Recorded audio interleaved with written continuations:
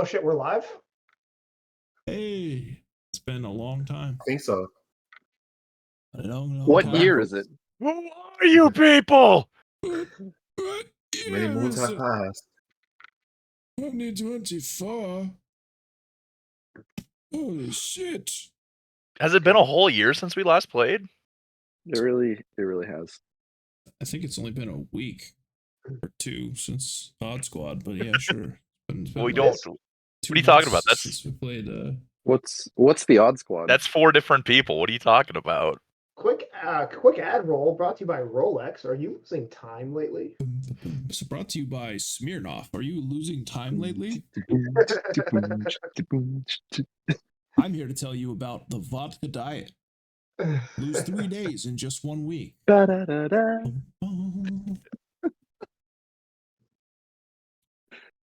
Okay.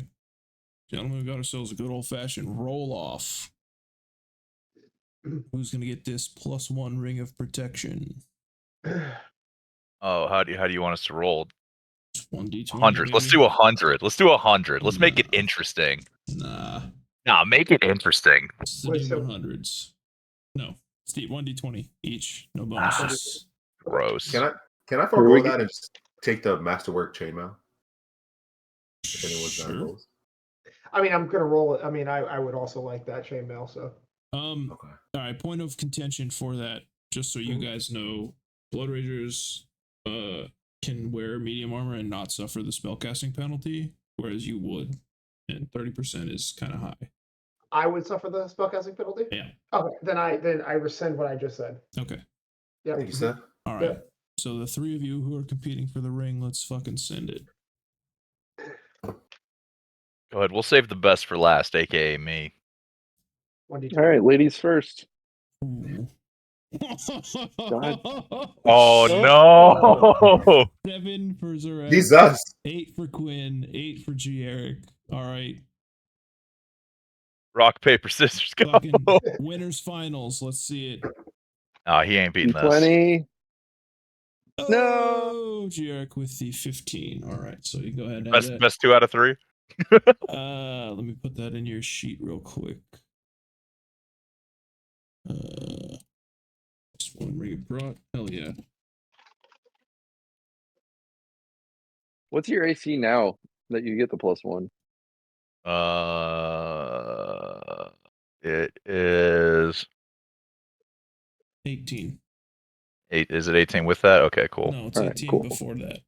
Oh, okay, so it'll be Oh, it's 18 19. before that, so it'll be 19. Ooh, Indeed. slippery bastard. So I don't know why you're nauseated. I'm a squirmy little fella. That he is. Squirmy. All right. Azar, you gonna take that? Let me put that on your sheet too. 1 second. So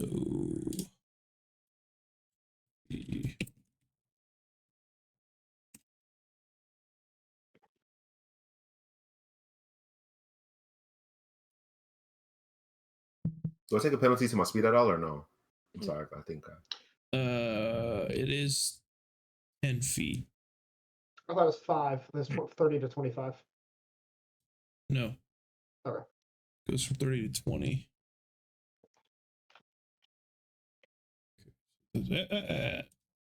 No touchy. I'm sorry. 8. Oh, those are other 7. DC.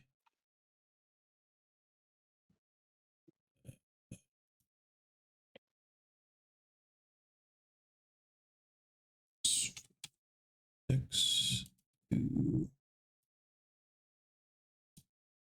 Spell failure 0. Okay.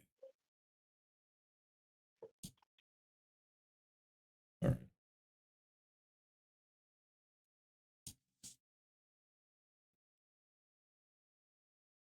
I do like that both of us rolled exactly 1 more than Zuref, though, because that's like just... It's proving some kind of point. I don't know what point, but it's proving something. It's something for sure. Also, let's just say since we kind of hand wave it, we found these things, right?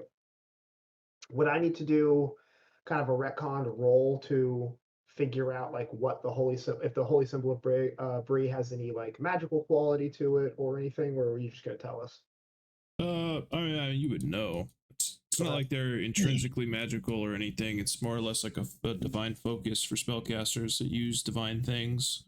Okay. It's the concentration point with which, like, they have to, for being like super technical about it, they have to be aiming or holding it or using it as a focus to cast, kind of Okay. like a wand type deal. Sure.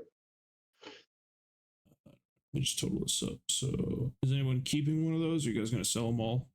Oh, I'm keeping So, one. Okay, so 75. You're selling yours, Kurt? Selling which one? Sorry. The holy symbols?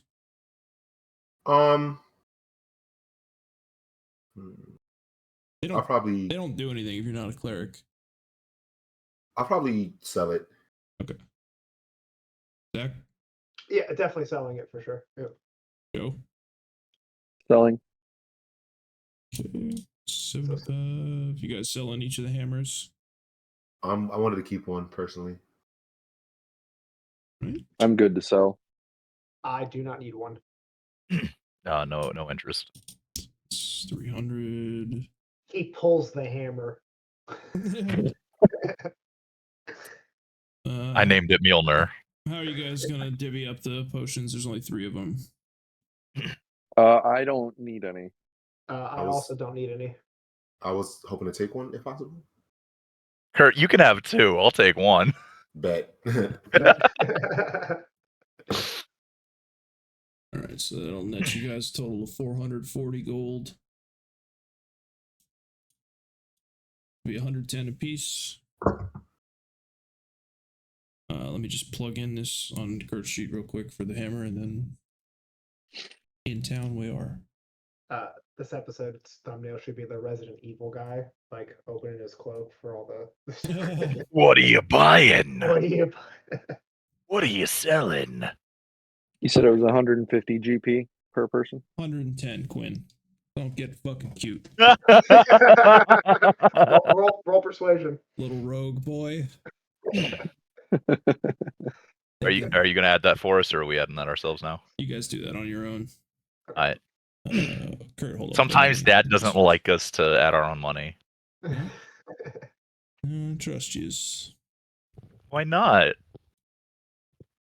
We're stupid. We're not untrustworthy. Joe's doing that thing that people used to do back in the day on WoW, where they like put a script in to make it look like they have a ton of gold, but they actually don't.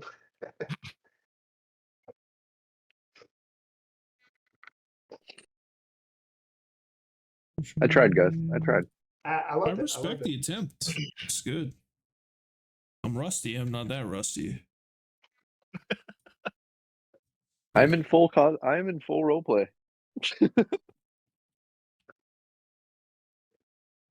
So like I said, you could also throw that, Kurt. It's got a 20-foot range. It's identical. Okay. Just And also picturing. for the damage, it just says 0 + 9. Is that supposed to be that, or is it change? Oh, okay, it just changed to 1d4 + 2. Never mind. Yeah. That was odd. Thank you.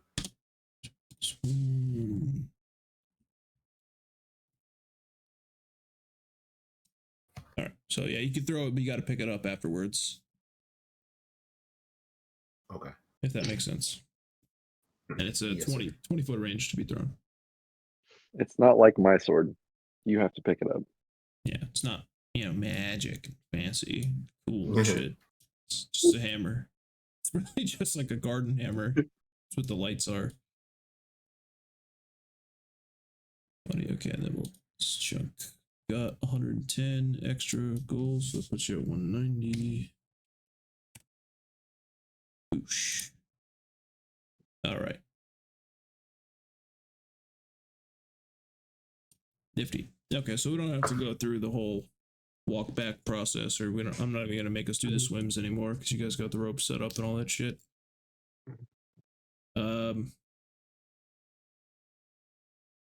What do you guys want to do? You want to go to the temple and check on Khonnir, see if they were able to fix him, or So we've just arrived in town, right? Yeah, so it's around like 5 or 6 p.m., something like that. Okay. I don't know if is there a tailor somewhere in this town? Definitely. All right. Zuref is going to. I'm gonna go see the tailor.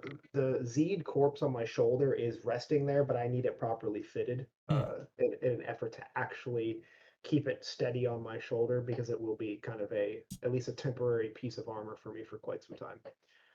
Almost like one of those moths that when you look at the back of the wings when they're together, it's like it looks like a skull, like trying to intimidate stuff. It's kind of that's the purpose of having Zed on my shoulder. So I would like to visit a local tailor and start the process of having him fit that to me, if possible. Sure. We'll say that's just on the way. Okay. It's like a stop off. You can like drop it off or something. I'm just gonna. I think I probably just be in there for about 5 minutes as he's just he's just kind of stringing it across my body. Yeah. Yeah. I'd like to believe that when I walk in, he just kind of like, ugh. Yeah. What the? I just slam it on the counter. Just like still wet. Like plaps onto the counter. Full of Z juice. Literally. Gross. Sticky and gross. Smells kind of funny. I look at him. I go, "Do you know what this is?" No. Neither do I. But.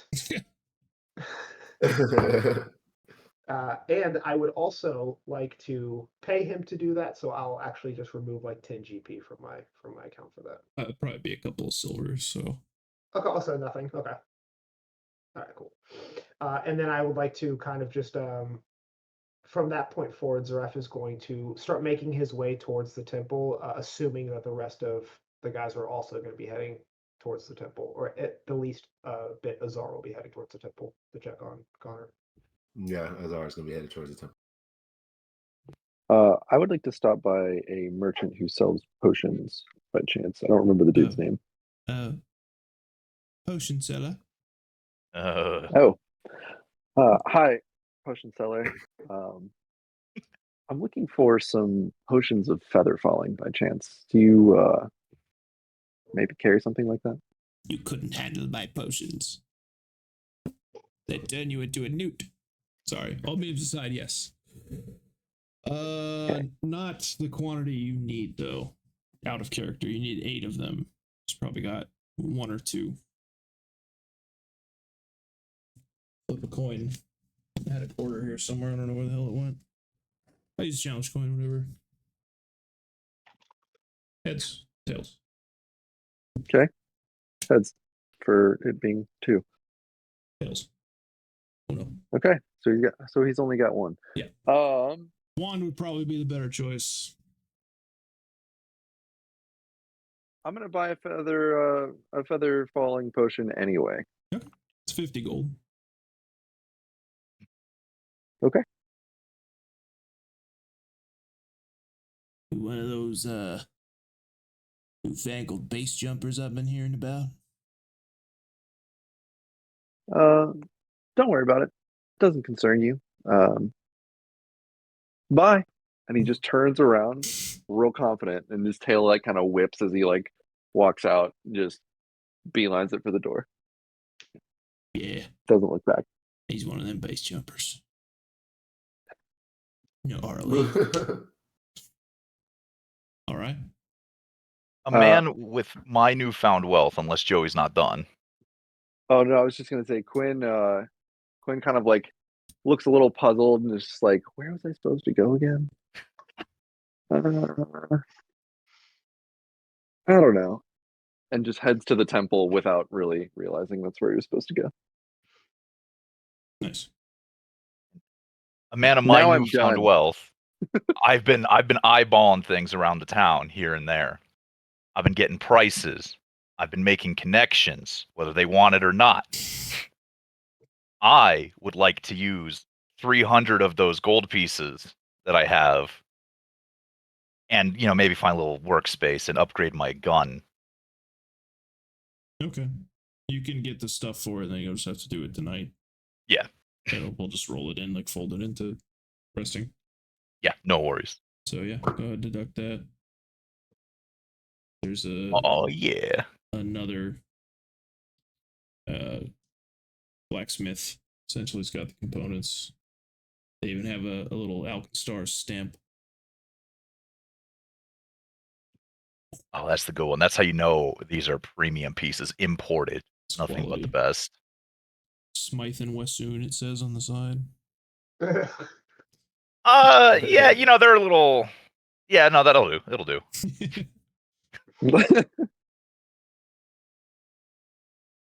So yeah, I'll be gathering that stuff and then It says working on that. KOLT. Killer of lots of things. There Good. you go. That's a good one. Good.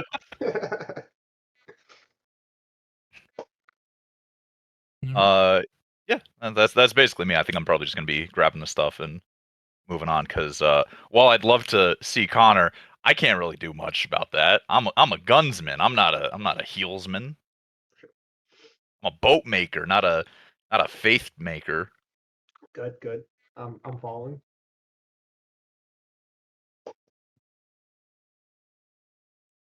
All right. Kurt, you want to do anything special? Or you're going right to the temple. Azar's gonna go right to the temple. Okay. Right. So you guys go inside.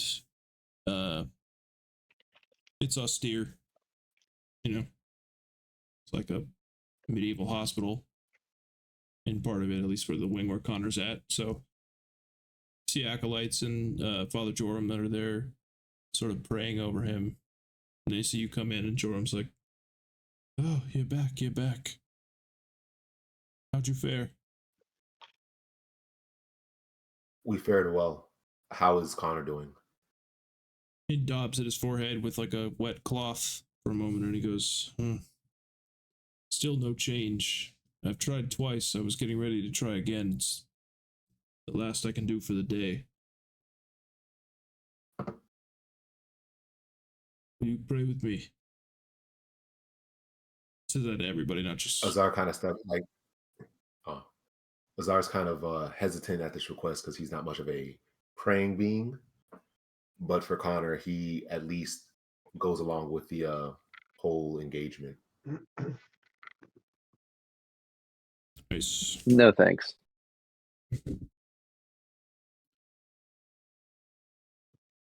Zuref? Oh, I assumed I haven't even gotten there yet. No. Okay. I was waiting for them to finish. And then Still being stitched and stuff. Yeah. Okay. Mhm.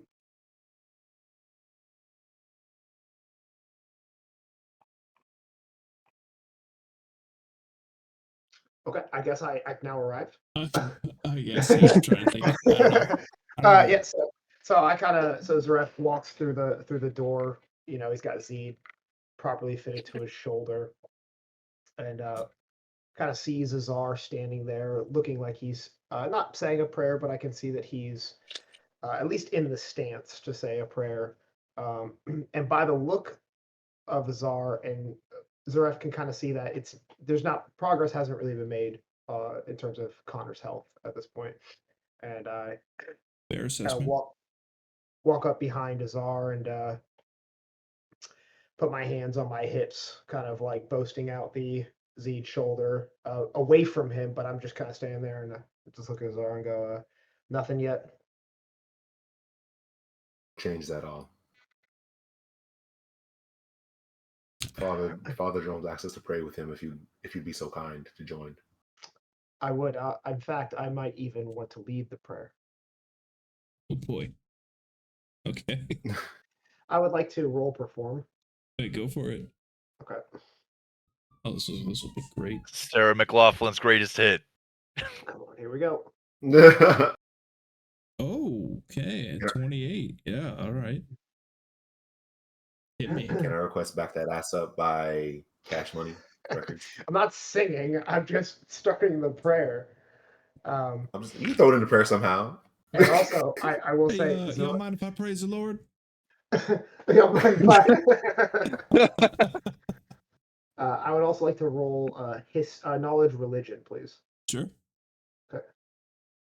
Oh my god, another 28. Oh god, this is Fuck? this is session Feasting Zuref. today. Yeah. Okay, what do I know about a prayer that would be effective for this religion and for what we have going on here? Okay. Tell me, speech poppy. Bry is the goddess of constructs, invention, and time. All invention, even destructive things, because dangerous tools can be used for creation too. You know what I mean? Mhm. She's very much anti-destruction of information. Let's see. Hang on. I got it. I'm good. I'm already on it. Cool. Zuref, no, I'm good. I got it. Zuref, So it's all about like autistic problem solving, so to speak. So cool. Zuref kind of puts his hand around Azar and Father, and the Z shoulders like kind of rubbing up on Father Jerome just a little bit, and he says, "Oh, Bry, Goddess, we know that you are not the kindest. We know that you are not always out to help those mortals who seek it, and we know that you are not always the most benevolent and can be indeed malevolent. But we ask in this moment, a student of your teaching, a student of your craft in Khonnir, that you find the answers, find what lies deep in his mind that keeps him subdued, and that you keep us all within your thoughts until tomorrow." And they Quinn just- interrupts with like this massive yawn. Sorry, my bad. and Zuref Azar at the start of the okay. and so Zuref is going to kneel while everyone else is still standing. Go ahead. Azar at the start of the prayer when Zuref mentioned Bry had a shooting sharp pain shoot across his head and he kind of grimaced. I don't know if Quinn noticed, but that was Azar's state of being at the moment. Would I have noticed that? I guess I'll roll perception. yeah, go for it. Shoot it. Yeah. I think 17 will do it. All right. Yeah, I noticed, but I happened to notice it when it was just right around the time that I yawned. So I'm not really certain of what he grimaced about. And I'm not really putting that connection fully with Bride just yet. Zuref stands up and looks at Father Jerome and just kind of like nods to him and bows gently. Well said. Amen.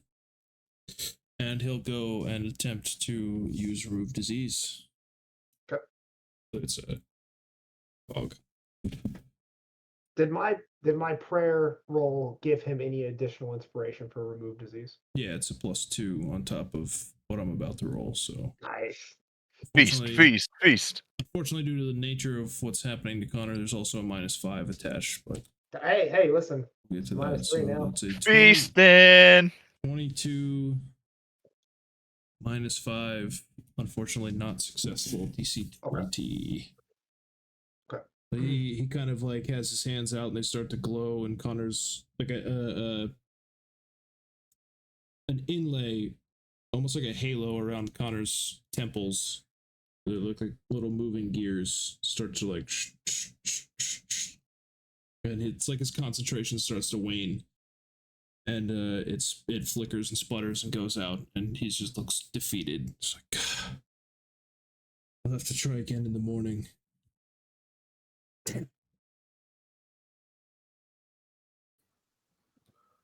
Azar puts a hand on Father Jerome's shoulder and says, "It's okay, and we know you're working hard.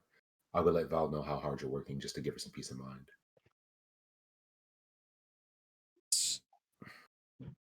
Kind.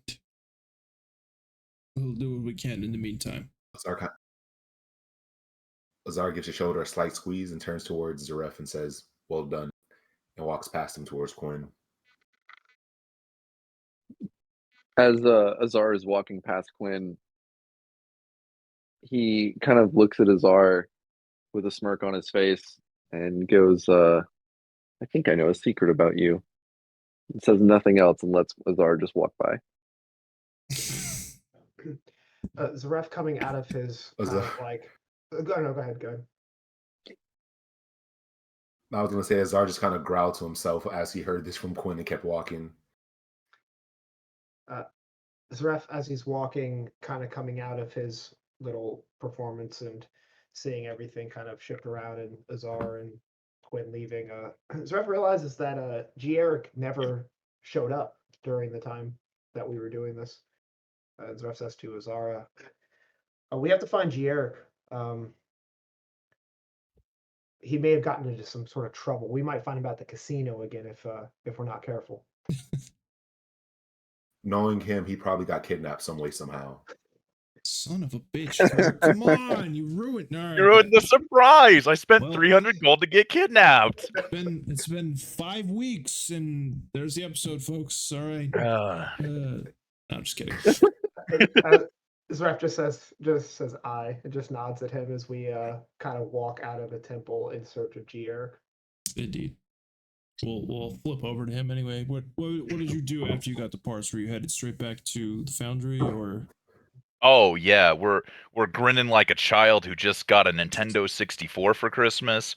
We're practically skipping back with all the parts jingling, either in arms or in some kind of pouch, whistling a little tune that, if there were words, would be about how cool this gun is gonna be. All right, hang on a second. Let me position some things. For our purposes, we're just gonna put the other guys not here, and it'll be those aren't things. Those are my friends. Thank you. I believe Azar clarified something to that point in one of the earlier episodes, vis-a-vis slavery and property possession things. But you know what? We're past that. So, all right. Anyway, to which way are you approaching the foundry? Let's go. Well, hold on. Is like the white panels or doors? Is that over here? Is this like leading into the town more? Yeah, they're all entrances. Alright. So you could be right or left. I don't know, wherever you want to be, but we'd go this way. Okay. 100%. Go ahead and roll perception as you are approaching the door. Easiest perception roll of my life. Look at that crit. Nice. 15. Bum, bum, bum. Anyway, what were we doing? Can I use my investigator wisdom from the other campaign? I don't think it carries over, unfortunately. Ah, crap. All right, no worries. All right, we're gonna walk on in. Okay. It's dark in there. Like, the torches aren't on. The only ambient light is the glow from the two forges themselves, particularly the one that Azar sleeps in. Go ahead and, well, actually, that's good. Hang on. Let's see.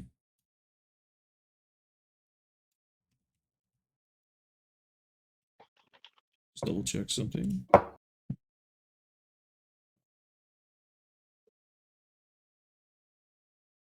Do +3. Oh.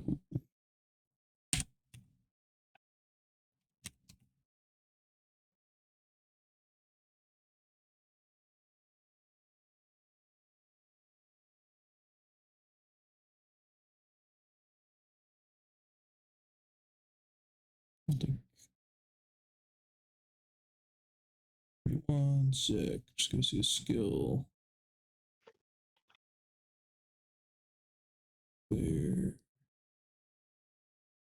No stealth. Okay, just base.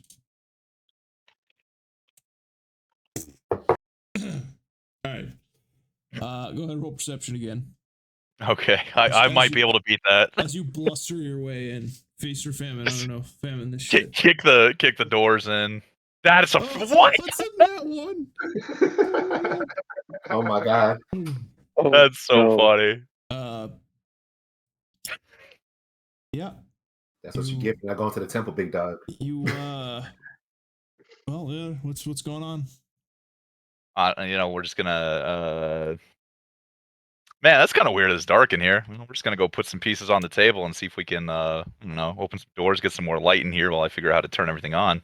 Make a reflex save as you trip over the supply cache box that you pulled back from the ruins a few days before. Whoop. You managed to keep your feet. Weird. What's it doing in the middle of the floor? Huh. Maybe one of the boys dragged it there when they were drunk. Yeah, I don't know. We'll just set the parts down. We'll just open this door up, try to get some light in. I don't really know how to turn the lights on in here. They've always kind of been on. Yeah, have to like dip a torch in the forge or something. But I'd say at that moment the others have arrived from whichever direction they're arriving in. Oh, we need a torch. I can just flare gun that. Oh, please. Oh, we got like 3 extra. Yeah, let's do it. Let's flare gun one of those things. How do you do that? I just kind of aim it at one of the ones that's out. Just because they're still kind of like barely glowing, right? Yeah, make an ranged attack versus 1d5 versus AC 5. Okay, I can probably manage that. Oof. All right. Yeah. So streaks across the room. Everything's lit in this like dark red ambiance and glow. And very clearly silhouetted on the other side of the room from you is a man like mid like very slowly. And then like that part of the room is thrust in darkness again. Go ahead, roll perception. He definitely saw somebody. Oh yeah. It's like, oh shit, like clearly outlined. Also, we're on our way to the forge. Do we see this like giant red? I think you guys are like just coming up the hill, like on the drive over here, and you very clearly like see this from inside the window. All right, so I say that Zuref takes off in a moderate jog out of Azar's fear gonna- of what's going to the forge. Azar's gonna sprint towards his forge, trying to see what the hell's going on. Do you put the afterburners on?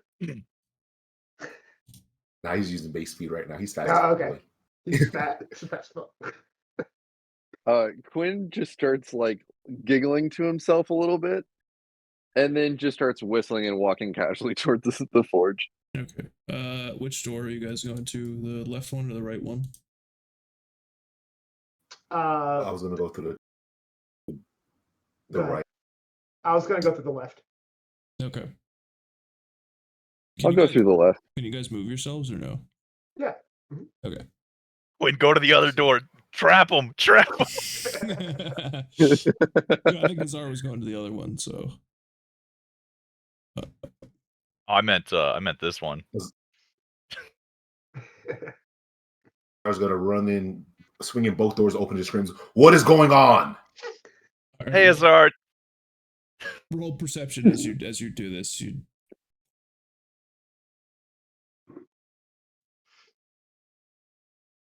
how I'm rolling tonight, boys.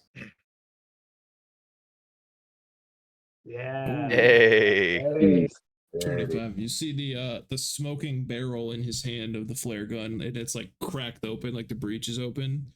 It's like and very clearly. Did you shoot that in here? Very clearly, as you're saying that, like in your periphery, right as the door opens for Zuref and Quin, you see this guy like full tilt starting to book it in the dark, right as the door like opens right in his face. And you guys all see Sanville Tret, the merchant, like freezes in his tracks and just like looks back at the door and back at the two guys in front of him.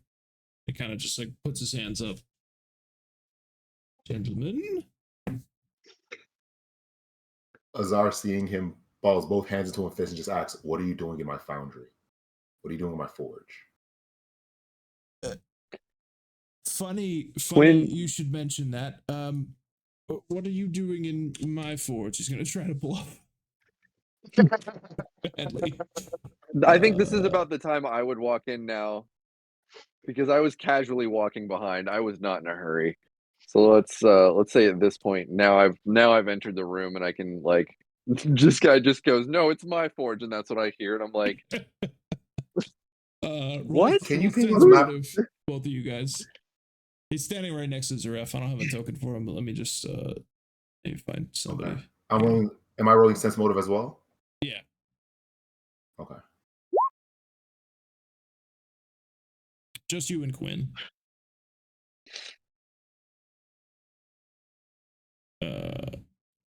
Let's use Sven's token. Why not? Yeah. There's no. Okay, well, yeah, that backfired. Very clearly didn't sell it.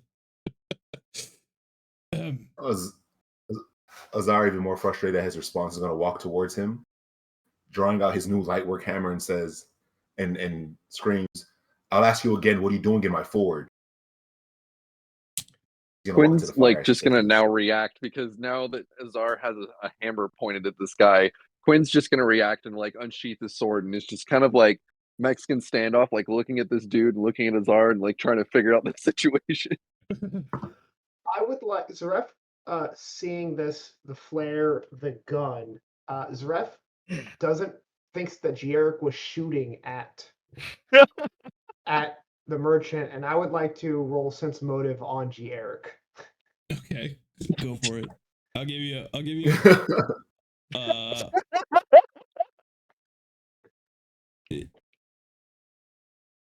That's a tough one.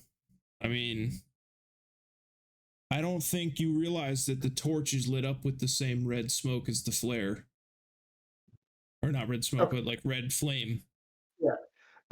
Zuref immediately pulls his sword out and starts walking towards the merchant, thinking that Gieric was firing at him.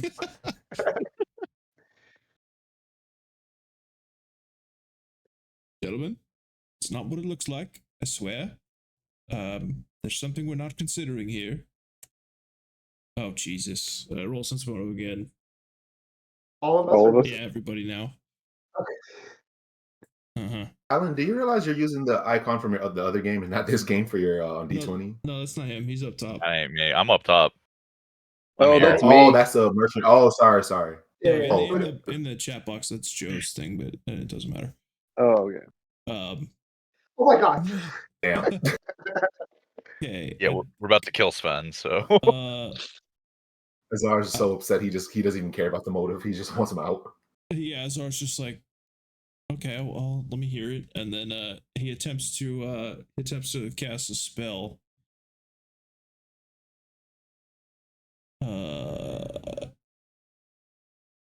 I guess Zuref and Quin, you guys would get an attack of opportunity should you desire. Is he casting a spell? He's trying to. I'd like to grapple him. Okay. Yeah, and I'd like to blade lash. Okay. This would be what, CMB for me? Yeah. Okay. What's my DC?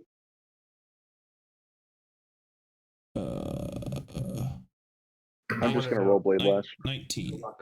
Oh, I'm gonna. Okay. Oh. He's a squirmy little fella. Indeed. Let's see. How do I cast this one? Standard. Click CMB on your sheet. B is in Bravo. Oof. Plus 10. It's an 18. That is one shy. Not gonna do it. So again, like the whip kind of comes out of the way, but I have to make a concentration check. To see if he is able to cast at all.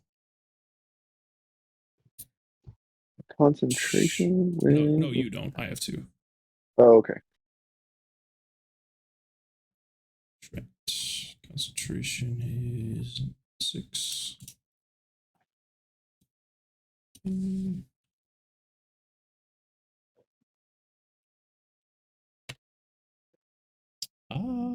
Indeed.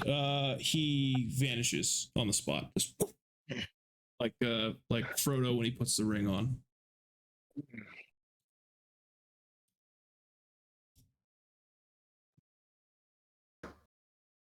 Hey, we should probably block the doors. Yeah. I was gonna say like let's just roll initiative while we're at it. Click my token real quick. We gotta wait for the tracker to pop up. Yes. Also, Zuref is like on his knees right now because he tried to grapple. I couldn't get to a door if I wanted to at this point. All right.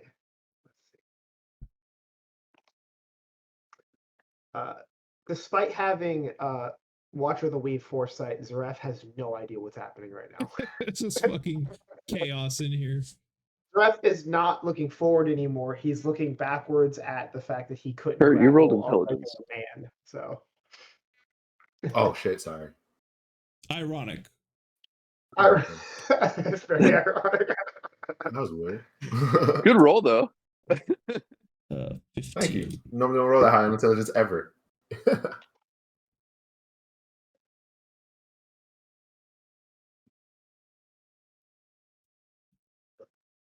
Mm, 15.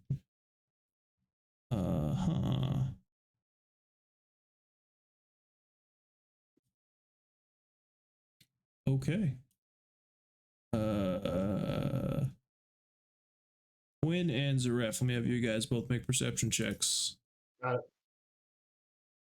No hesitation.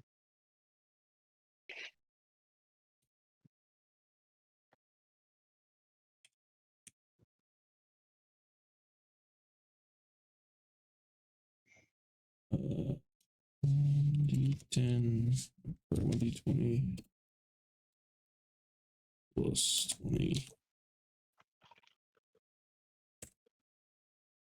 Oh, that's a nat 1. When you feel something like bump against your leg and hit the door, but the door doesn't open. Azar, you're up. Okay. Can I? You said perception is a movement action. Right? It's a move action, yeah. All right. So I'm gonna roll Like perception. you felt his leg definitively like trip. Hit mine. Yeah, 100%. Like, Okay, he's right behind me, and I'd like to react to try and like grab him, but I guess it's now Curtis's turn. That's how that's going. Yeah. In right. Yep. Okay. Okay. So should I still roll perception to see if I can tell where he's at, or do I just take what Quin said? You could take what he said into advisement instead of having to roll if you want. All right. So I'm gonna yell at Quin duck, and I'm gonna throw my hammer in his direction. Oh shit! All right. Roll. Bonk. Roll the ranged one, and then roll 1d100 to see if it hits as well. Got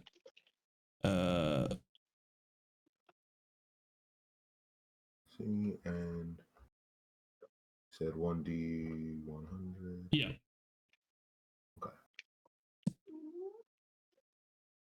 Nice.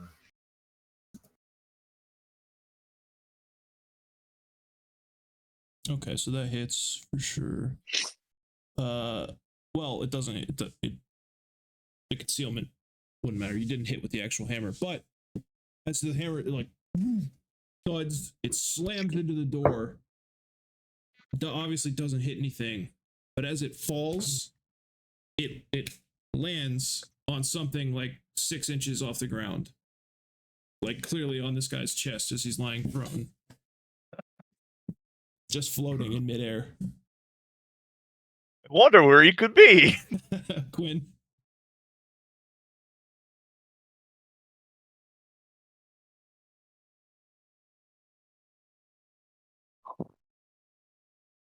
Quin? Yeah, I'm here. I'm trying to see if I have something that I can hit him with that won't hurt him too hard. I think I'm gonna. Well, no, I'll use detect magic.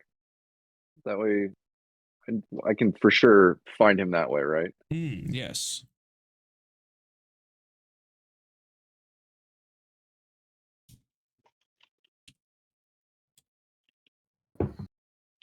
Now, keep in mind that is a concentration spell, so you have to keep it up.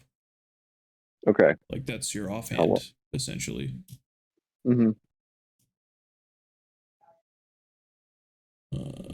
Up to 5 minutes, so you can release it at will. Okay, but that's my offhand. Yeah. Okay. You'd have, like, if you want to cast again, you'd have to dismiss it in the next turn. Cast something else. Gotcha.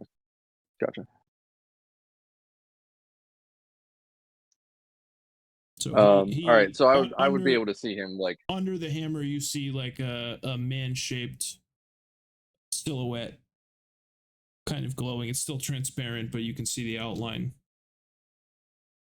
guys. I have eyes on him. He's laying down under the hammer. What do I do? Do I kill him?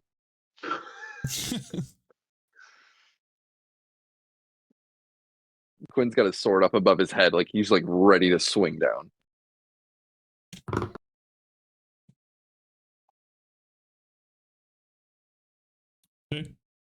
Okay.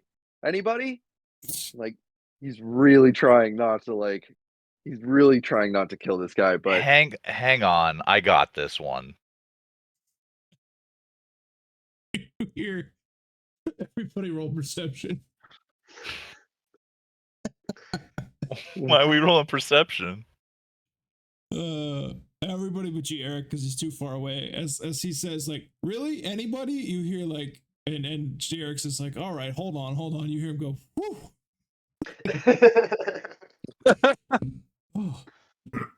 So we all would have heard that then, except for G-Eric. Other than G-Eric, yeah. It's all like, oh, thank God. All right, so like, yeah, Quin's basically got like, he's got like, his index finger is out, but he's like holding on to like some like, I don't know, like little sparkles in his hand, and I'm like pointing at where this guy is underneath the hammer, and I say, the hammer isn't on the ground. He's right here. Do I kill him or not? Hang on.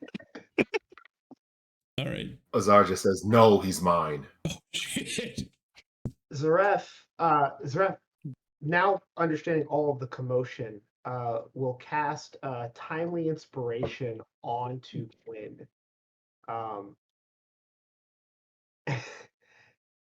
And says very sternly, yes, absolutely kill him. Oh my God. Oh, Do it.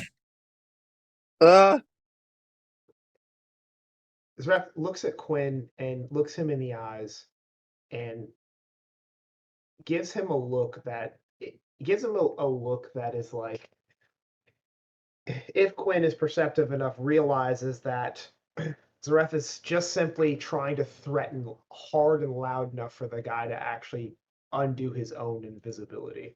And he looks at Quin and says, absolutely, just end him. He is useless to us. He is nothing.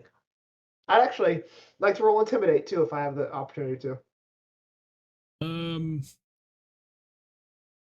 If I don't, I don't. The cast was the standard action, so. Cool. Yep.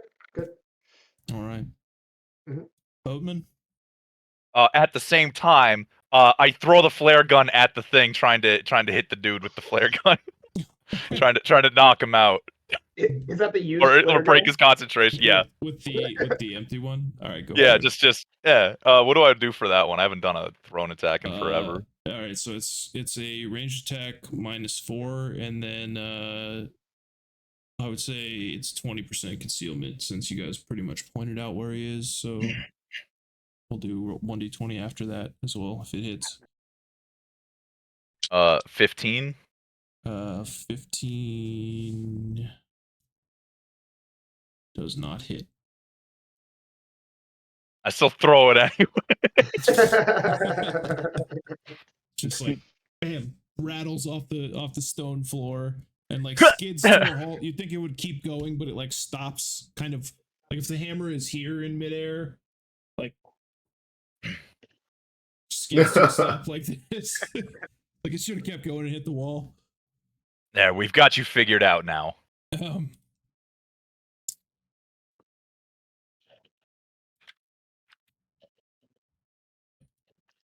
Roll 20. He reappears Again, try to like pacify, like, so it appears you do. Let's discuss this like gentlemen. I move right in front of the door with my sword pointed at him. There's no need for hostilities. Just a misunderstanding. I slide out of the way. Azar's like positioned behind me in the forge, and I slide out of the way, and I'm like, I honestly don't care why you're here, but he does. And I just slide out of the way. That scene in The Dark Knight where Batman comes out of the darkness in the interrogation room. Yeah. Azar just steps out of the fire.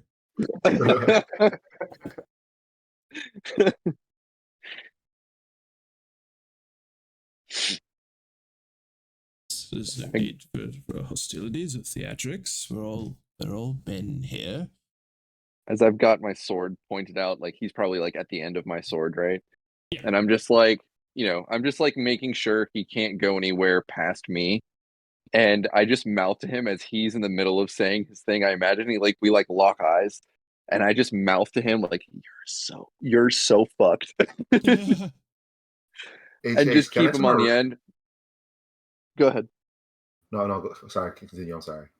Oh no, I was just gonna say I keep him on the end of my sword until like I see Azar start moving. Chase, can I enter our race state out of turn? I think it's a swift, not free. Hold on.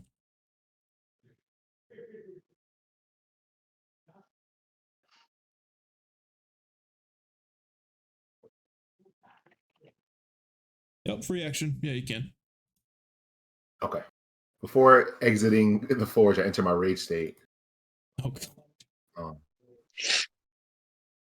Put that on my. Take that on my.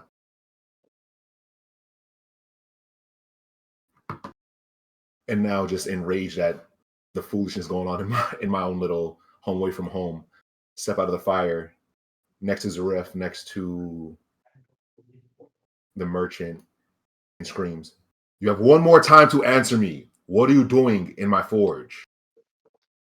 Roll intimidate.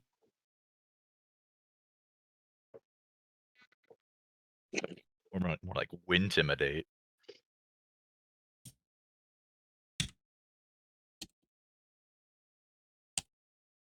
He's got sense motive trained, does he?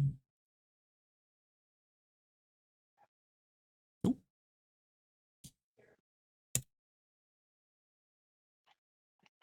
Oh, all right. Fair play. Bane. Khonnir Bane. That's why I'm here. I'd like to roll sense motive. You broke up. Same. Oh yeah, go for it. You guys send it. Oh no, I'm done. Sending it. Yeah, Jarek, you think he's genuine, so do you, Quin. Like, before he says it, he just like looks at the sword, looks at Azar, looks at the gun. Zuref says, you probably should answer him now. I did. Little more detail though. How much do you know about the man? Quin just takes the tip of his sword and like kind of pokes it into the merchant's throat and says, "Tell us what you know now." Well, his name's not Bane, for starters. It's not who he says he is. It's just, his real name is Grey. Baldur's Grey. If his middle management in the Technical League in Starfall, we worked together, but everyone thought he was dead. Died in a lab accident 6 years ago. When you brought him back from the dungeon, You brought him back on shore. I couldn't believe my eyes. Zuref interrupts him and says, no, he's Connor Bane. He runs the foundry. He's been in Torch for as long as we can remember. How long have you been in Torch? I've been in Torch long enough to know that everyone here knows that he is Connor Bane. He's always been Connor Bane. He's never not been Connor Bane.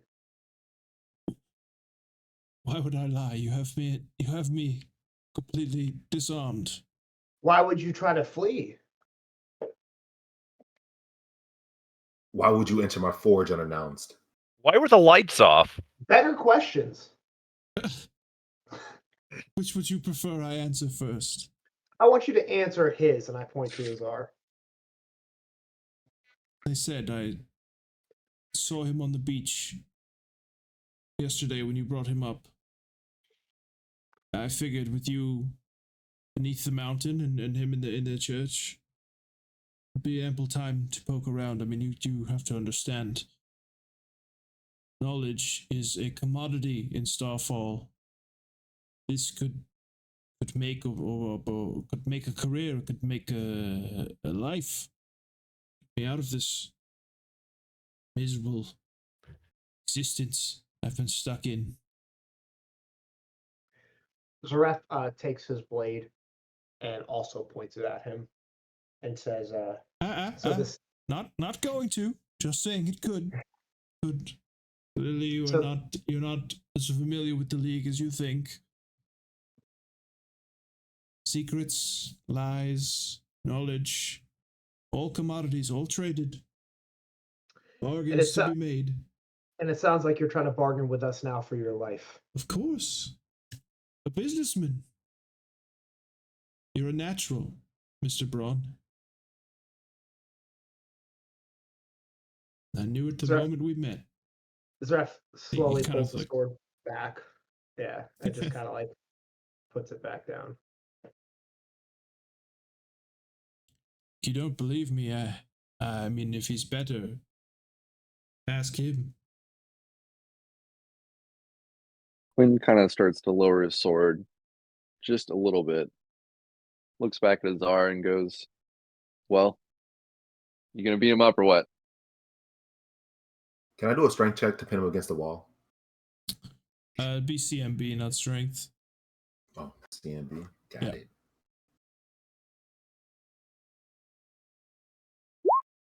Ooh.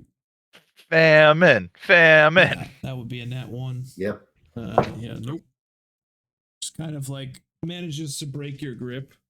Like you kind of don't quite grab a hold of him the way you wanted to.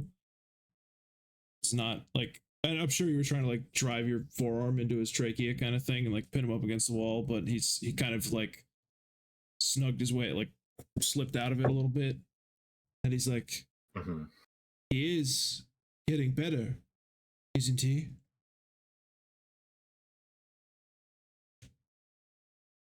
No, he isn't. What do you know of it? Nanite infection. Seen it before. Ruins like this are a dime a dozen in Numeria. You're not from here, no offense. None of you are. You don't understand. There are dangers to delving in these places. Aldrich knew better, or he should have. I suppose he had to enter with what little help he could find at the time. I can assist in his treatment if we could strike a deal.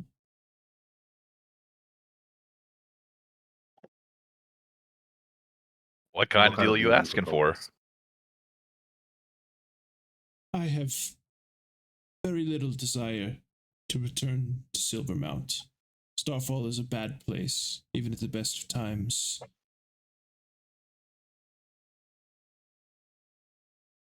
Even if I were to give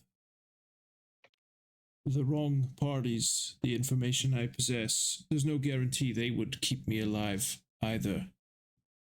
I don't want to keep doing this. I don't want to go from town to town and pretend be someone I'm not. Gather information for pennies, for scraps, for these petty tyrants. I help you. I even help you identify what's in there, and he points to the crate that is behind Gieric. And I head west. And keep going.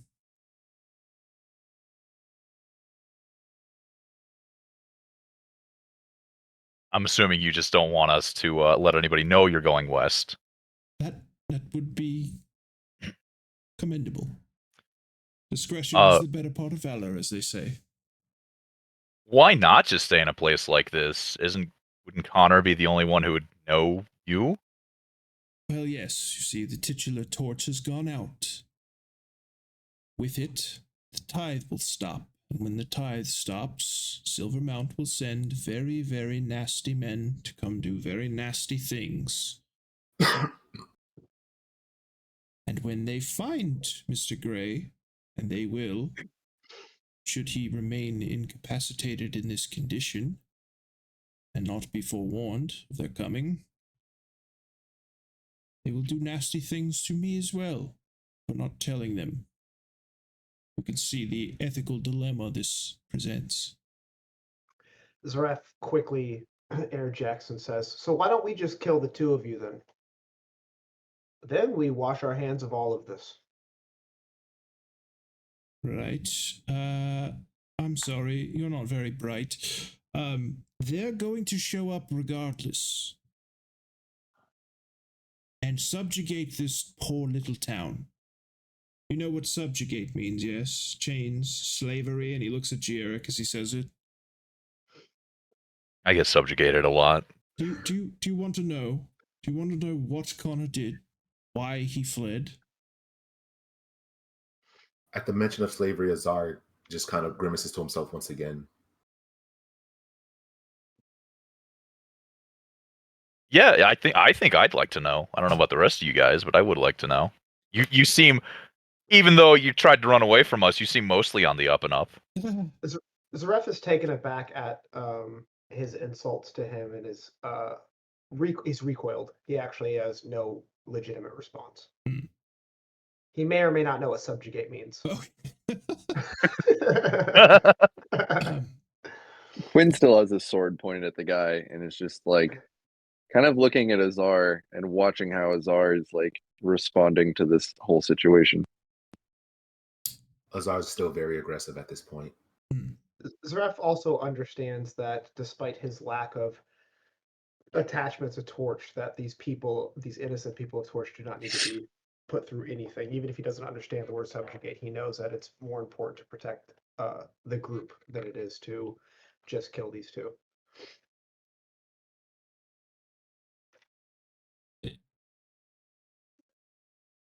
So, as I mentioned, we worked for the League.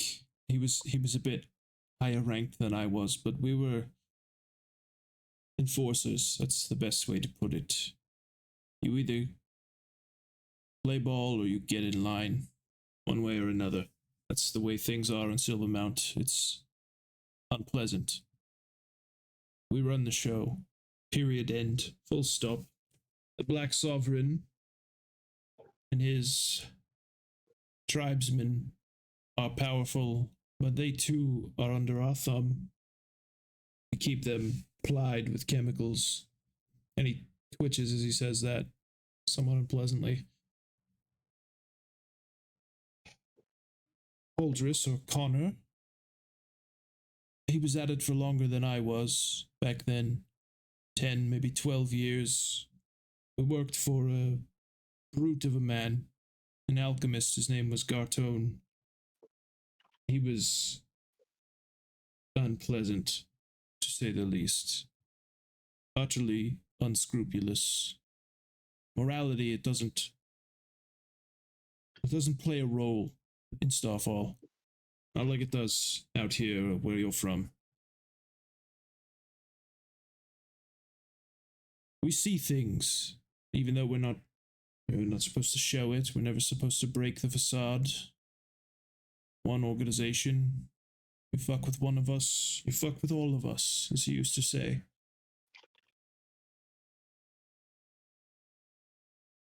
We saw them take slaves.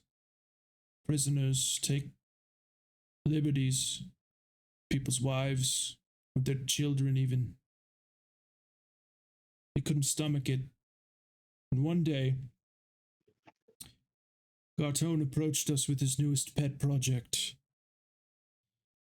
He wanted to create a homunculus, you see. I don't know if any of you are familiar with the trade. You can roll Arcana, anyone who has it. I do.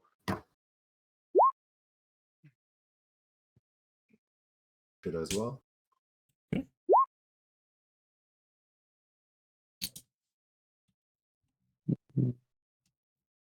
Yeah. So,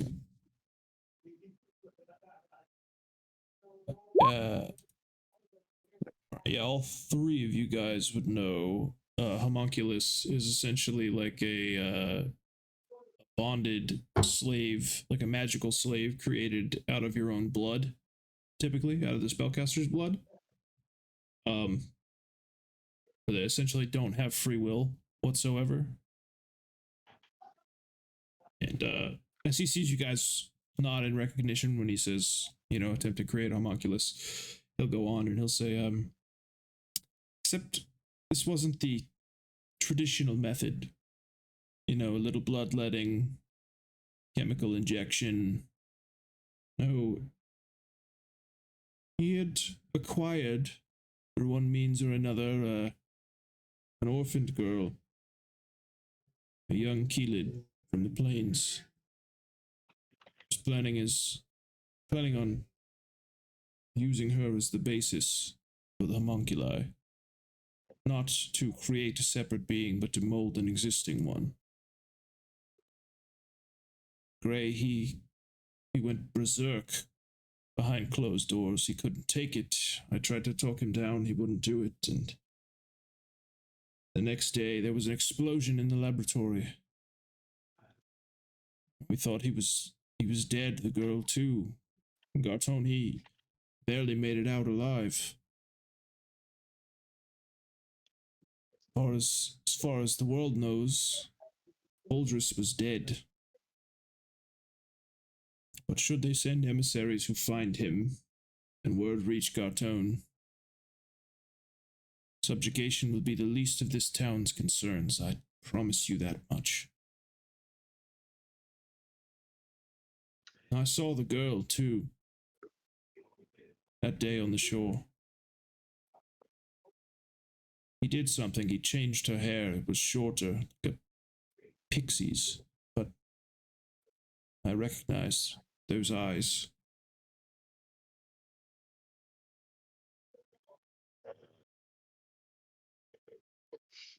Zuref says, Zuref just kind of like, okay, kind of like take it all in. And Zuref says, so what makes you more qualified to heal him of his condition than the finest priest they have here at Torch? No disrespect to Father Joram. I've seen him work. He's as skilled as they come.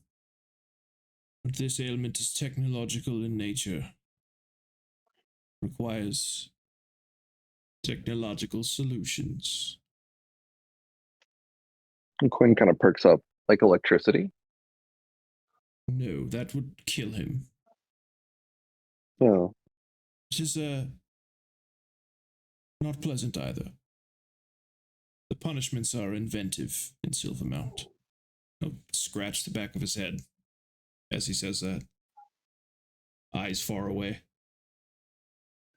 Zuref turns to look at Azar to see how Azar is reacting to the idea that this person he's trusted for a long period of time has been, it's not the person he claims to be. And Zuref looks at him and just, you can tell that Zuref is concerned for Azar's feelings in a rare moment of clarity. He's worried that Azar will be hurt in some way, shape, or form. Or he's also worried that Azar is going to explode here in the Foundry as well. Azar this whole time has been staring intensely at the merchant. You can see he's been breathing really heavily with how his chest has been rising and falling. and he doesn't break his gaze. And he kind of notices Zuref looking at him, so he feels compelled to say something. Azar looks at the merchant, not breaking his gaze, just as stoic as can be, and says, while still in his rage state, this is your one chance to correct any misinformation you have given us. I assure you I've left nothing out. I am not trying to die. For Upon sure. hearing this, Azar, that's what he says. Upon hearing this, like very meek, upon very, hearing this, very timid body language too. Like, no. Azar, upon hearing this, exits his rage state, takes a step closer to the merchant, which I'm not going to do on the screen, looks him dead in the eyes and says, if I ever found out anything you've told us today is a lie, I will track you down and I will fold your ashes into a weapon of my choosing. I believe you, my friend. I'll tell you what. Why don't we let results speak for themselves? We'll fix Khonnir, and I can identify any artifacts you may have found, and I will slip out of town under the cover of darkness and never return, because I don't want to be made into a weapon of any kind, or an ornament, or a letter opener, or well, you're But you are a imaginative. merchant. Zuref, hearing this, just So- kind of elbows Quin and smiles at him. Quin just like, so you are a merchant. In a Means manner. you have. I sell expertise. That's what you mean. I think you should empty your pockets now. Robbery. Wonderful. All right. Let the DM find the sheet. One moment.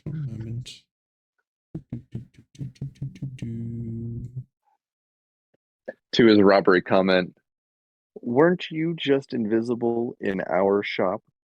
Don't think so, bud. My He shop. smiles very widely as you say that.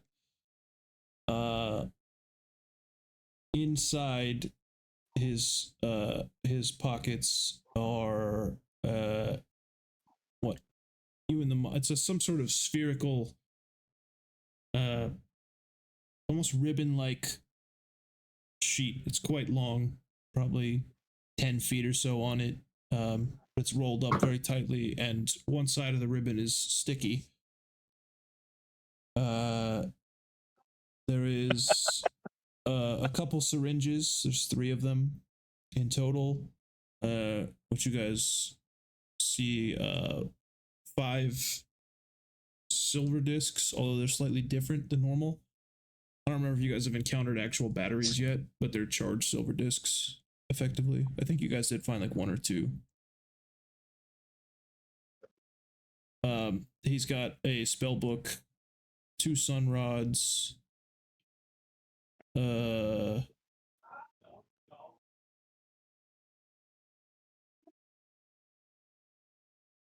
see.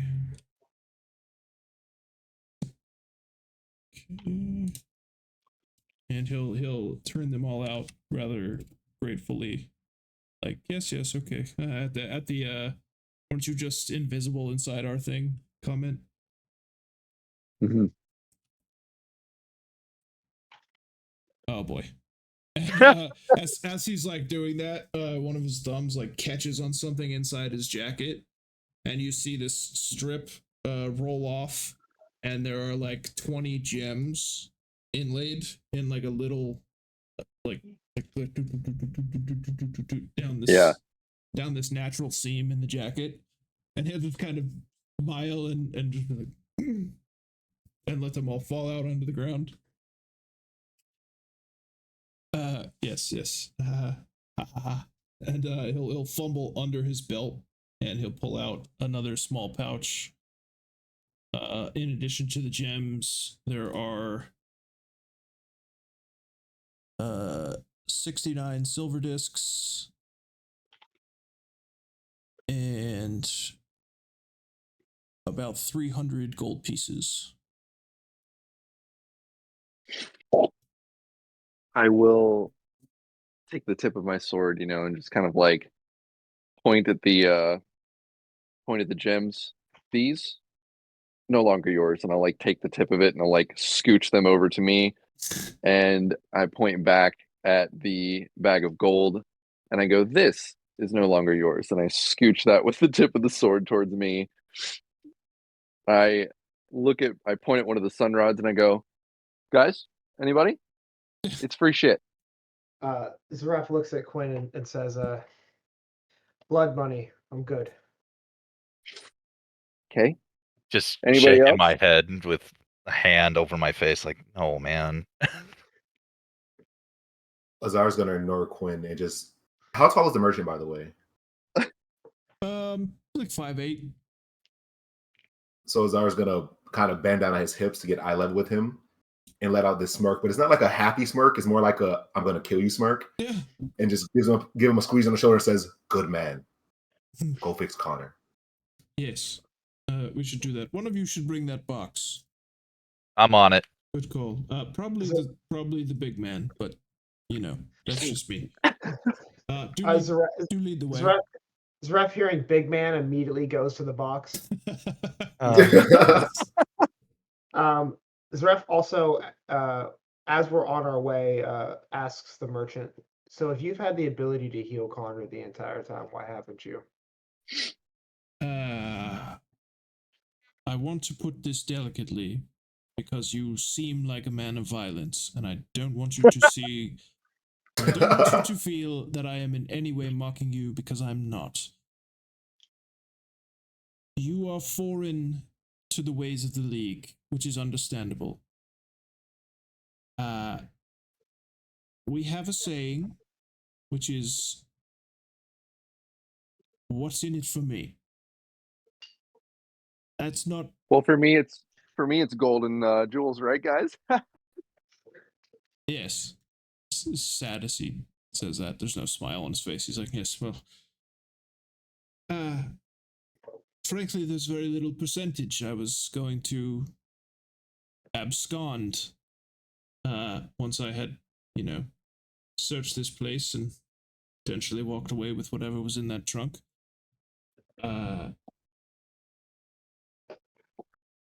We didn't exactly end on the best of terms. I wouldn't say we were enemies, but I'm pretty sure he would kill me on sight if he saw me out of fear.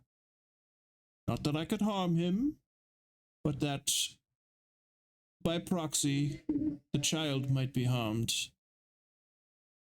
were our old master to ever find out. And as we agreed, our little bargain, I'm going to run for my life as far west as I can go.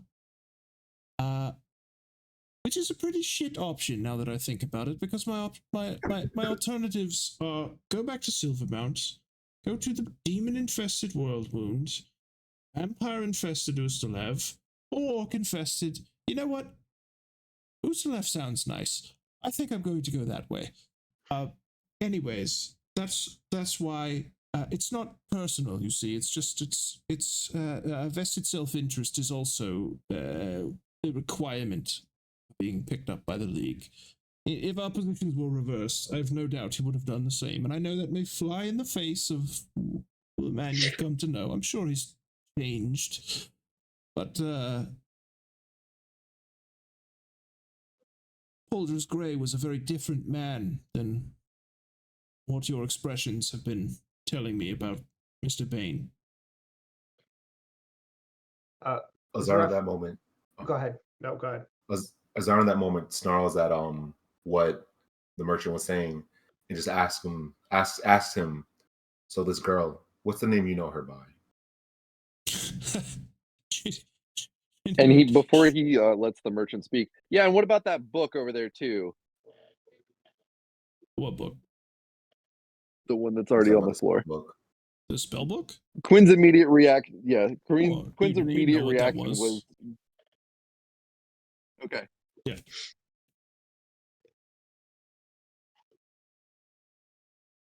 Go ahead. You could look through it or something. It's not particularly valuable.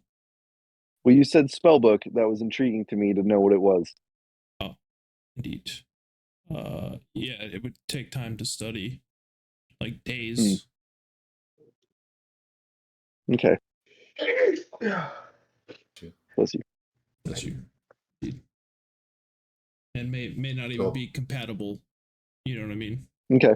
Lots of different kinds Never of mind then. spellcasting. So, but he'll to Azar's comment, almost like shocked. He's like, "She didn't have a name. It was the spoils of war, not mine, but you know, the master's. It's a little unsettling, I'm sure. You look very angry. Please don't hit me.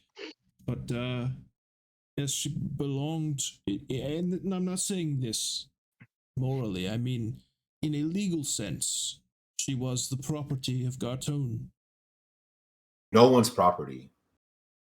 I agree with you. Uh, I'm very progressive. I think Well, down with the man, for sure. It's very cruel. It's not right. But the alternatives are not much better where we come from.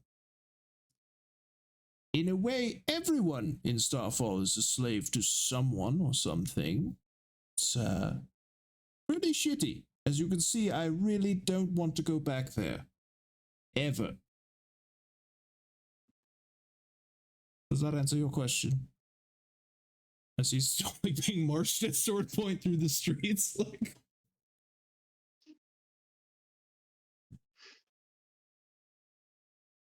Azar's just taking everything in at the moment, what he said, and he's a bit conflicted with what he's saying versus what Azar knows to be reality, and he's trying not, because you said we're marching through the streets, right? Yeah. He's trying not to explode in the streets right now and make a scene for the sake of Khonnir at the moment. All right. Zuref is currently hung up on the word abscond and is still trying to figure out context clues at this moment as we're still walking. I don't know. This sounds like a pretty sweet deal. We don't have to kill the guy. We save a guy. Kind of a net positive, honestly. I agree entirely. I think that we can just get him to Khonnir, get Khonnir healed, talk to Khonnir, who seems to be not only a higher position than this gentleman, but also more important to us anyway. So yeah, I agree. And then we can just let him run off to wherever it is that he wants to go.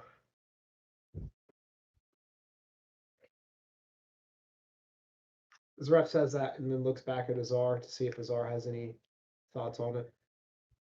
Azar just looks at Zuref and gives him a head nod. Not really able to speak right now, but understanding what he's saying in agreement.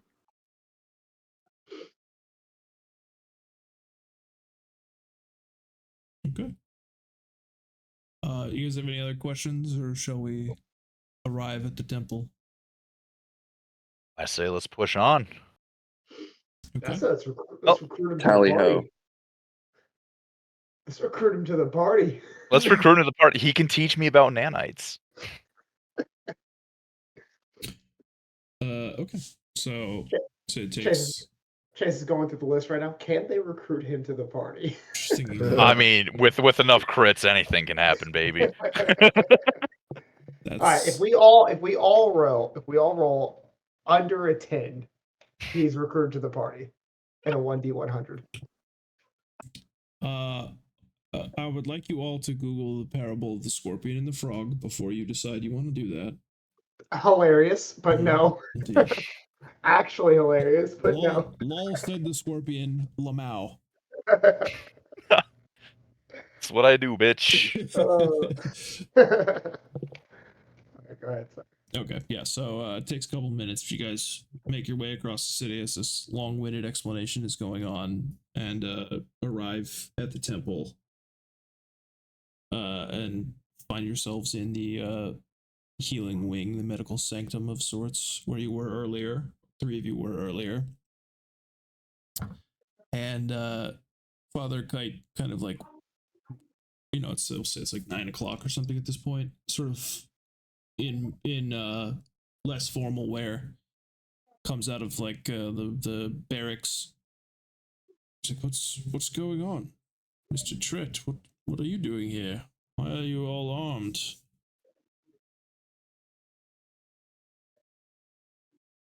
he kind of looks nervously at a couple of the acolytes, and they sort of like squat up behind him. Nothing you should be worried about.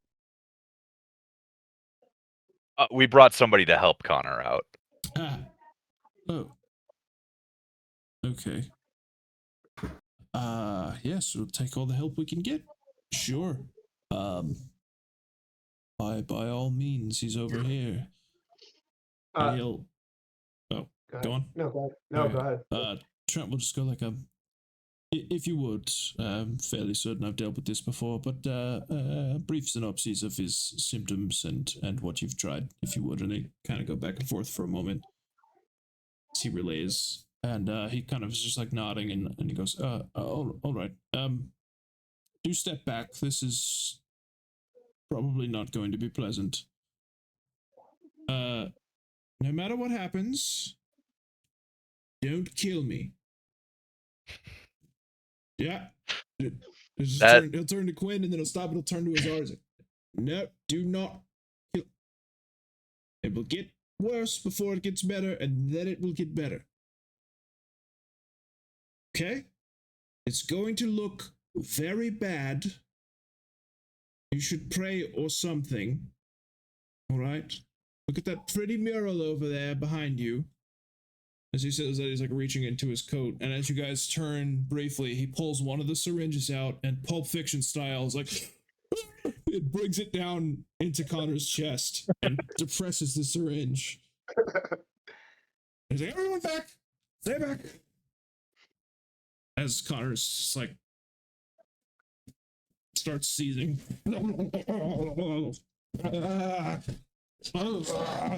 It's like he's being dosed with electricity. He's just like fucking, and he starts screaming unconsciously, like ah, ah, ah. And you see black fluid sort of come out of his nostrils, his tear ducts, and his ears, with little glints of silver metallic bits in it.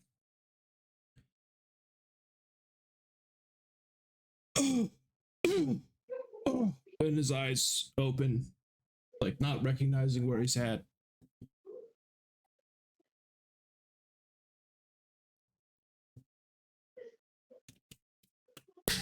See? Told you. Doctor, his brain is bleeding. And, one of them will drop down and start casting cure spells.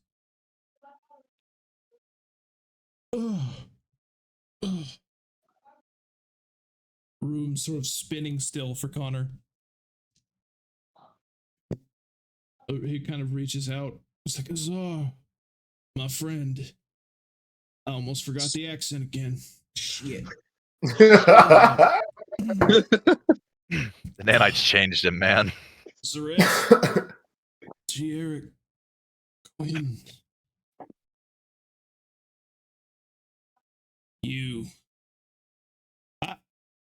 can't kill me. I said don't kill me. We made a deal. Don't let him kill me, please. He won't kill you. He's like hiding behind Azar. Like duck down. Like, it's not what it looks like. I promise. They know. Don't fucking kill me. Gray. He also helped bring you back, Khonnir. I did. Zuref, I assume that the priests are like done healing him at this point, right? Yeah. They've sort of given you guys the room. Yeah, Zuref kind of like shimmies them out of the room, like, please give us some space, and just kind of pushes them out. Khonnir will stop Joram though. He'll be like, no. You stay. Okay. He's on the council. He needs to know this.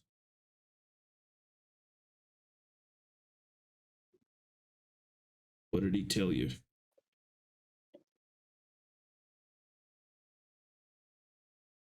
Zuref goes to speak and then immediately stops and turns to Azar. And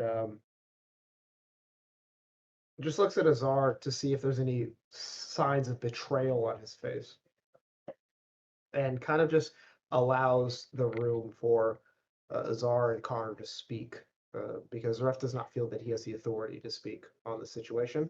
But Zuref is also going to keep his eyes on our little merchant friend as well. Answering Connor's question, Azar just takes a step towards him, looks down at him, and without making much changes to his face, just asks, "What's your true name?" Uldris Gray, man. So why this charade of being Khonnir? That merchant was right. You know, some of our discussions, we brought the League up in the past. I told you they were a bad sort. I was underselling it. They're much, much worse than just about anything you can imagine.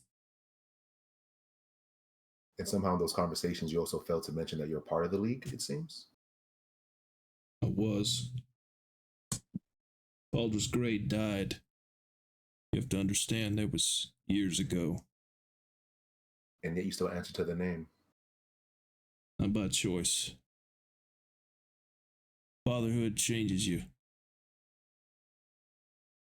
Couldn't take that shit anymore. Things we did, things I did. Nothing. For greed. For experimentation. For power. I'd have been better off rotting in the gutter. Azar has a slight hint of pain on his face upon realizing that everything he was told about Baldur's Gray is true, and looks back at like Zuref, Quin, and Jarek, and looks back towards Khonnir and asks, "And when you say fatherhood, what do you mean?" Well, I told you I did bad shit, man.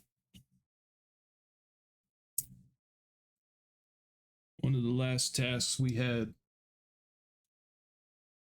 our boss, if you could call him that, the man Gartone, he sent us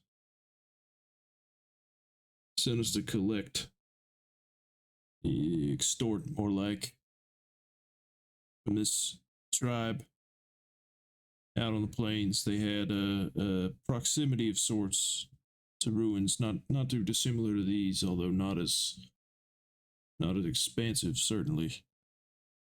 They had technology, they had devices, they had remnants, relics, things of value in Silvermount. And we were sent to, collect in case something were to happen. That's the way it works over there. One racket after another. Only they didn't pay. Kelids are proud. These ones, they didn't take no shit off of nobody. Gartone was not a patient man. And we put that village to the sword. Both of us. And he looks over at Tret,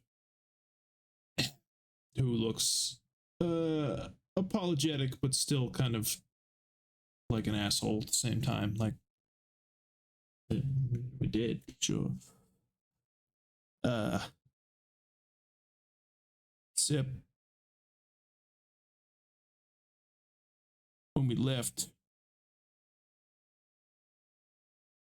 there was a little girl. I mean, she was only 3 or 4, maybe. She's been playing up by the stream and hid behind some rocks. 1,000,000 to 1 chance I stopped and turned back just to look at the chaos we brought. I couldn't just leave her there. I should have killed that little worm. Walked away then. But I couldn't do it. I couldn't just cut ties. We brought her back, and it's currency where we're from. I know it ain't no excuse. There's no justifying it. It's foreign to all of you guys, but it's just the way things go. I didn't think, it would have been sold somewhere, been a servant, cleaned houses or chimneys or what have you, but Garton had other ideas. He was gonna. Oh, God. Gonna use her as a lab rat or something bad. You know what a homunculi is? At hearing her call it a lab rat, Azar lets out a loud growl that can echo around the chamber of the room. Roll intimidate as you do that. Not gonna work out. It never works out. Oh yeah, I'd say like the whole room takes a step back. Oh. Like everybody's just like. And before Khonnir continues, Azar's going to pull out his sword cane. Khonnir, almost, it's like a anger. Khonnir, and says, "Boulder." Oh man, you're cutting out really bad. We heard you like we heard you pull the sorry. sword cane. That was it. Sorry, I pulled the sword cane out and put it towards Khonnir with a look on my face that is angry but sad at the same time. And he looks at Khonnir and says, "Tell me, Boulder, were you a slaver?" Not directly, no. It's also Pauldrus. Were you responsible for others? Pauldrus, sorry. Pauldrus. Pauldrus, sorry. Yeah. We were mid-level enforcers, thugs.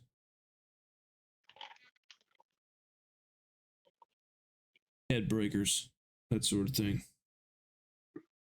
Were you responsible for people getting enslaved at some point in time? Azar doesn't avert his gaze as all while saying this. Yeah, a few times. I stood there and facilitated the transactions. It was on behalf of someone else, but I did it.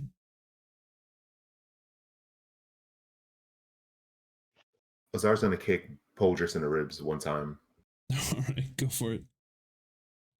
What do I roll anything for that, or 1d20 plus BAB plus your strength bonus. Oh my god! Wait, wait, what? I'll just tell you the number. Hang on. 1d20 plus 4 plus 2. So yeah, 1d20 plus 6.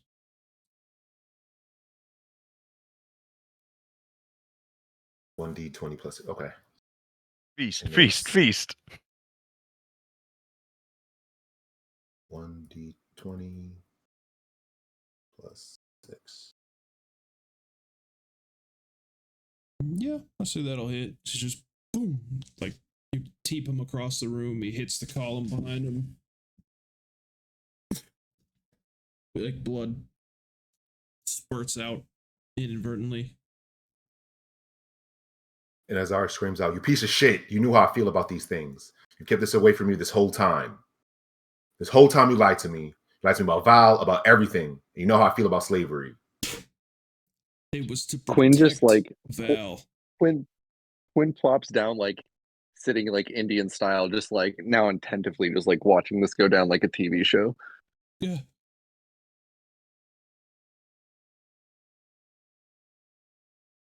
What'd you say about Val, Chase?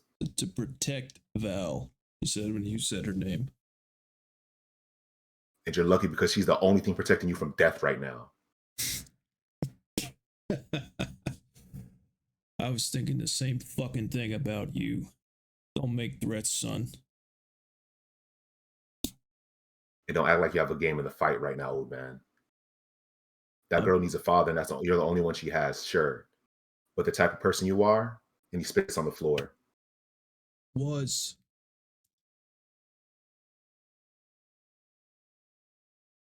I've never known a man that can enslave another. I've never known a man that can enslave another and lose that part of his soul. Ain't much soul left. That's apparent. So it is.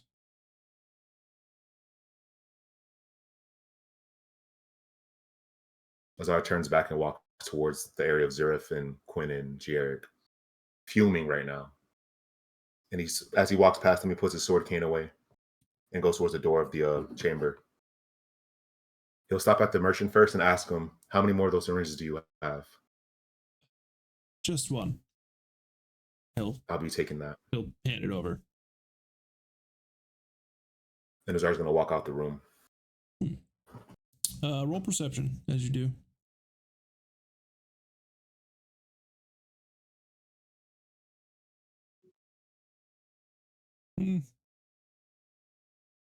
Yeah, why not? Like out of your peripheral, you're so tunnel visioned with all that rage that like his hands are glowing, Khonnir's, and you're just now seeing as the glow like dissipates, like he lets something go.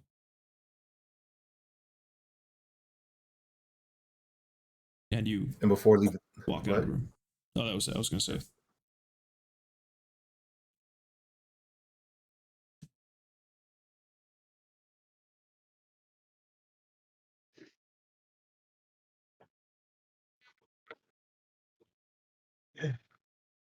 What now? You said something else? Oh, no. Azar's just going to walk out the room. That's it. Okay. Zuref being in a Zuref kind of lost for words here, feeling as frustrated and angry as Azar is, but not really having as much of a dog in the fight per se. The concept of slavery and enslaving is something that's pretty foreign to Zuref, the way he was raised, but also is not something that he's unfamiliar with when it came to the class system, especially where he comes from. But Zuref is at a loss for how to continue forward and turns to Tret and says, well, you've clearly awakened him. Is there anything that you need to say to him before you apparently depart? Right. Gray old buddy. I'm going to Ustalev. I would rather go to Barstoy than stay here or go to Silvermount, and don't really want to die. No one else knows, other than the people in this room. But the League is coming. You should deal with that. Also, I don't know if you guys wanted me to identify the items in the box, or That would be very helpful. Much obliged. I'll let the politicians work on the politics. May I see the box, please? As that's happening, Zuref looks at Khonnir, hearing Tret say something about the politicians, and that the League is coming. Zuref says to Khonnir, yeah, apparently according to both him and others, the League is coming because the flame has left Torch, per se. Yeah, we were behind on tithe as it is, going on 3 months now. And they'd be sending someone like us, and he looks at Tret, any time now to investigate. So you knew this already, going down into the cave, and that's why we were going in there in the first place. If we can't reignite those fires, this town can't pay. It can't pay. It's bad. Real bad. And you chose not to tell anybody.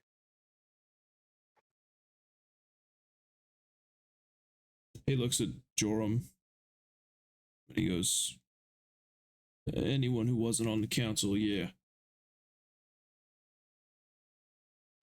And you're here now because we managed to rescue your lifeless body. Which means if you would have simply told us, we could have assisted you. in some way. I had no way of guaranteeing that none of you came from the League in the first place. Couldn't you at least guarantee myself and Zuref? Didn't you send those two to go save us? Put yourself in my position, Mr. Ryan. Windfall like that quite literally falls into your lap. If I've been on the run for 7 odd years almost, and a couple of slaves who happen to belong to some real rough characters from Silvermount just so happen to be passing by. I mean, you're from Taldor, right? You know the myth, soldiers in the wooden horse and whatnot. You see my I'm point? familiar. I do. I have a few more questions about that I'll have to ask you later, though, because it seems you know a little bit more about our impromptu vacation than I first thought.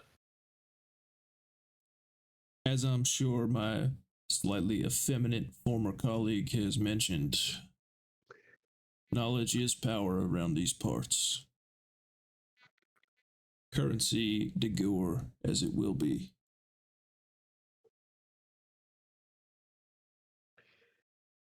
So then, Zuref looks down at Connor. So then, what's the plan now? The League is coming. Your buddy over here, who is going to be free from all of this. What is now your plan? Need to get Because we've been tasked with reigniting the torch, and you were incapable of doing so. clearly. So now what? We do Also, our best to Does prepare. does he notice Zed on my shoulder, by the way?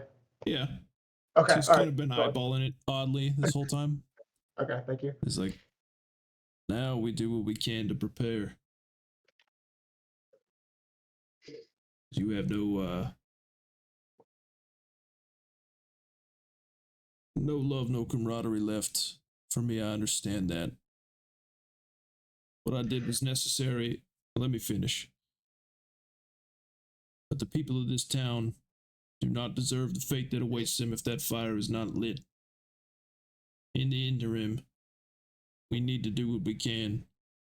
Prepare the militia, prepare defenses, but do so in a way that won't arouse suspicion. Is Ref hearing the kind of wartime strategy speech and understanding the idea of sacrificing many for one's own selfishness? Looks at Connor and says, so now you're going to make your problem everybody else's problem, regardless of whether they were coming or not. And truthfully, I don't care about you making right with me. You make right with Azar, and then everything can be washed away. But for you to, I understand what the League is going to do because of the TIF. I understand, but they're going to investigate because of you. Yes, they're behind on the TIF. Yes, they haven't paid, but that can be resolved through speech. But because they're here for you, now you want to mobilize a militia. Point of order. Perhaps you misunderstood. As I said earlier, not to provoke violence or insult you. You're from simpler parts. The League is coming because the fire went out, which was, to my knowledge, correct me if I'm wrong, old boy, but not your doing, right? Right. So they were headed here regardless, and upon finding that not only was the town apparently concealing, technological ruins in the state that they were, which they had no knowledge of until said fire went out, that would bring down the fire and the brimstone, so to speak. Him being alive, tangential side effect, probably the least of anyone's worries. Just saying. Zuref fully understands this concept, but is only capable of shifting blame onto others. He's not able to understand the bigger picture. To him, it's very finite, very individualized. Khonnir kind of recognizes this, and he's just like, well, I don't think me and that boy are ever going to be right. Kind of looking at the door where Azar just left. And he said, I'll do what I can on that front, but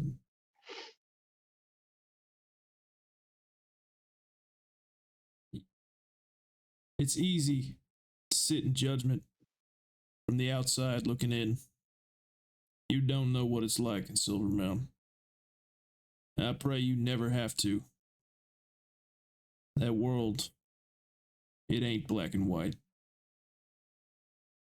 Now we got work to do. We'll see you next week.